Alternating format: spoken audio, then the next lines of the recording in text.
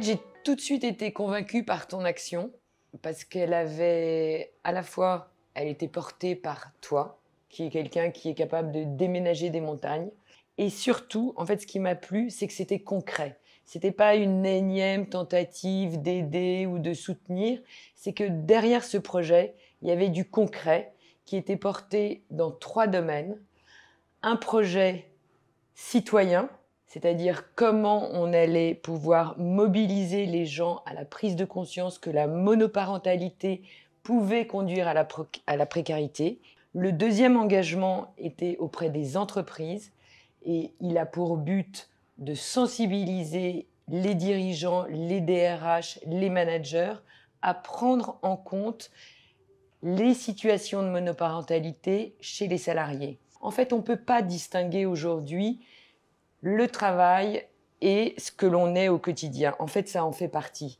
On ne peut pas se dire on pense au bien-être, on pense à l'écologie, on pense au développement durable sans penser à l'impact sociétal et l'impact RH. Le bien-être des collaborateurs, c'est un gagnant-gagnant et pour l'employeur et pour le salarié.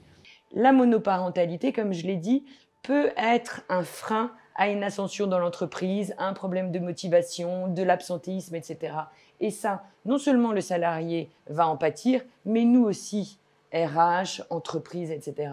On ne va pas régler leurs problèmes, mais cette écoute et de savoir que cette entreprise prend en compte ces pans de l'humanité auxquels de plus en plus de gens sont confrontés, ces ruptures, ces drames et ces situations de monoparentalité, eh bien ça vous donne envie de travailler, ça vous donne envie de vous, je dirais, défoncer pour l'entreprise et de vous donner encore plus à fond. Quand on sait qu'on est écouté, on a envie de donner.